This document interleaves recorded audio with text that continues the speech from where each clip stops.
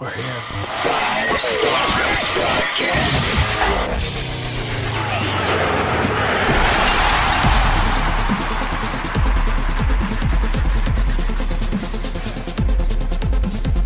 Hello and welcome to another edition of 5-Star Broadcast. I'm Andy Peck. And I'm Angelo Parenti. And this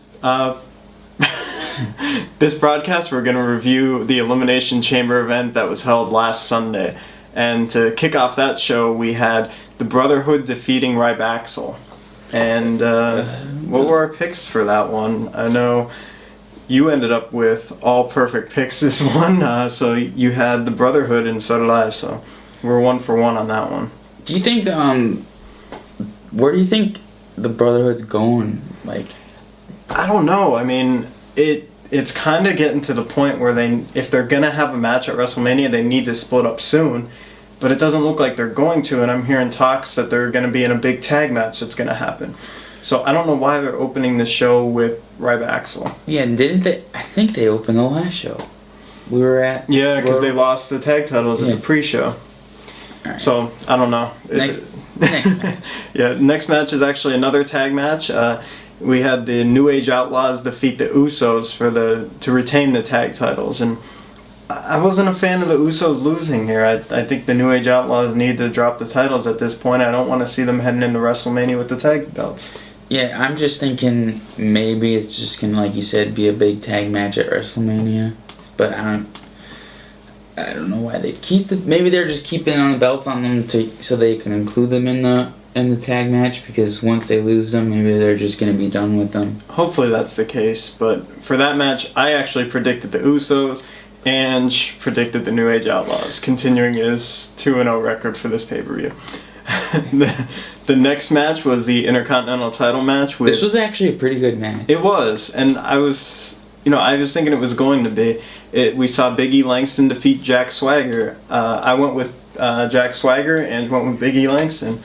My thought process was that Jack Swagger was going to win the Intercontinental title, and then Cesaro would lose the Elimination Chamber match, setting up a match between those two eventually at WrestleMania, but they went with Big E Langston. We are seeing like some bad blood between Cesaro and Swagger, so you were kind of on the right path with that. But yeah, Big E still has the belt, but I mean, it's just I just hope they could do a little more with it, you know. But moving on, our next match was a Divas match with came out of nowhere. Yeah, we didn't actually make any predictions for this. It was AJ Lee against Cameron, and AJ Lee actually lost because of outside interference, but she did not lose the title. We didn't make a prediction for this one because it was kind of a last-minute thing. So, yeah, I mean, nothing really to come out of that except AJ losing by DQ, which... That just really sucks for Cameron taking Naomi's spot because of that injury. Hopefully she'll be back, and maybe she could... It seemed like they were going to have her maybe get the belt. Yeah, that's what I was hearing. I was hearing she was going to, win at WrestleMania and get the title, and now it's Cameron's kind of picking up the slack, which, I don't know. She just doesn't wrestle as well as Naomi, you know? But moving right along, we have Titus O'Neil defeating Darren Young, and I went with Darren Young, and Ange went with Titus O'Neil. So, I don't know, for that one I definitely saw Darren Young winning. I thought he was, he's been getting beat down by Titus O'Neil. Titus O'Neil, turned on him to begin with. I thought this was Darren Young's chance to get a win back, but maybe they have bigger things planned for Titus. Yeah, I think if they do, they're not going to have him lose. They need to make him look strong, but we'll see where they go with it, because it seems like a lot of the stuff that happened in Elimination Chamber is just ending, and then maybe I think they're just going to worry about WrestleMania stuff, and I don't know what they're going to have in store for Titus O'Neil or Darren Young for WrestleMania. Yeah, if anything, I don't know. It seems like they might be getting lost in the shuffle, which kind of happens when teams break up and they don't have like a clear direction for them. They just break them up to break them up. Yeah. So now we're getting into the bulk of the card here, like the big main events. The first one was Batista's single match return against Alberto Del Rio. He defeated Del Rio. We both predicted that. Del Rio came out on crutch and everything, saying he couldn't compete. Ended up He attacking. wasn't even. Was he like dressed like he wasn't gonna? Like, Yeah, he had like a sweatsuit, like a jumpsuit on, right? Mm-hmm.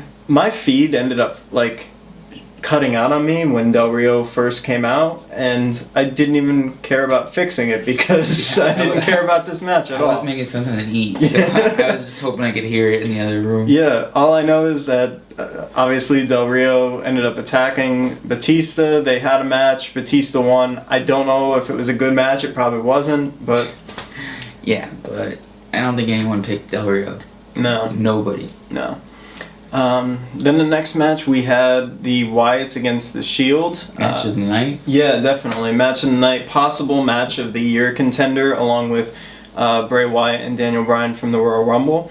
Awesome match. So much happening in that match, especially towards the end. And so much that came out of it with, Dean Ambrose being taken out through the crowd and then he disappeared. Yo, that night people are posting like funny pictures or like, if you've seen Dean Ambrose, like please call this number. That's great. You gotta love the internet wrestling community for stuff like that. Yeah, but that was when they went out to the crowd, like they were just straight up fist fighting, like really good stuff throughout the match.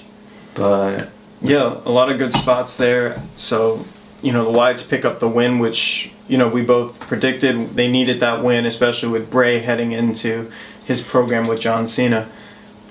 And then we come to the WWE title match. And it was Randy Orton defeating Daniel Bryan, John Cena, Sheamus, Cesaro, and Christian. We both predicted this one too. It seemed we predicted right, but we didn't. This is one I wish I was wrong on. Like, it's just fucking. We knew. Did we both say about the Wyatts coming in? Yeah, that was really cool. But the whole Kane Daniel Bryan thing is just not doing it for me. It seems like nothing's coming out of it. I don't know. The only way I'll be okay with it is if it ends with Daniel Bryan being put into a match at WrestleMania where he's going for the title. Like if he beats Triple H, then he gets his shot in the match.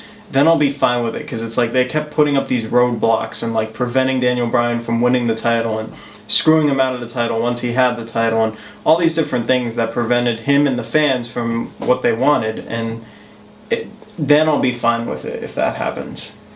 Yeah, it just sucks. Like every time something it's like nothing comes out of it. But I thought it was a good match. It was cool. Like nobody really got eliminated until everyone was out of the everybody pods. was in. Yeah, I was surprised by that. I was expecting, Christian to be canned early, to be honest, but he had that nice splash off the top of the cage or off the top of the pod, so that was cool. There were some other cool spots in there too. Sheamus. Yeah. Cesaro looked good in his first main event. Yeah. Yeah, he didn't look out of place. Somebody that's coming up from the mid card into the main event scene sometimes might look a little bit out of place and everything. He hung in there with everybody. It looked good. Through the whole build up to the match too, that match he had with Cena was talked about for a while. So, I think he's gonna do good. I think hopefully he just doesn't get lost, I don't think he will. I think they have big plans for him because they changed his name. They gave him a shirt. Yeah, his shirt is so bad. Support him, buy it, I guess, but it's awful. Yeah. It looks like something that you would go to a 99-cent store, a thrift store or something, and that you would buy as a joke. Maybe that's the point of it, that it's not supposed to be. I don't know. If that was Cesaro's idea, what were you thinking, man? I don't know, but yeah, I was happy with the pay-per-view. Yeah, I was too. I know some people were shitting on it, but I thought it was. You got some good matches. We never really get too bummed on pay-per-views. No. Even the Royal Rumble, except for Daniel Bryan not being in the Rumble, we weren't really bummed about it. No, I'm watching it for some good matches. The storylines, yeah, they help too. The wrestling in WWE right now is some of the best it's been in a long time. Granted, there's some people that suck, but for the most part, they're putting on solid matches. Like you said, the Big E Jack Swagger match, that was a good match. And then, you know, the main event matches, the Wyatts and Shield. I mean, the fans were chanting, "This is awesome," before it even started. Yeah. I thought that was really cool. And another thing is, this pay-per-view, except for one belt, every belt was on the line. Yeah. I mean, that was more belts than the Night of Champions, I think. But I think we have time for one question. Let me just pull it up here quick. So we got a question from Olivia over on Twitter, and she wants to know, what is the best match you've seen? I'm not sure if this means live or you know, watching on TV or through DVDs or whatever, but for me, the best match I've seen in person, and one that always sticks out to me, is Daniel Bryan against Nigel McGuinness in Ring of Honor.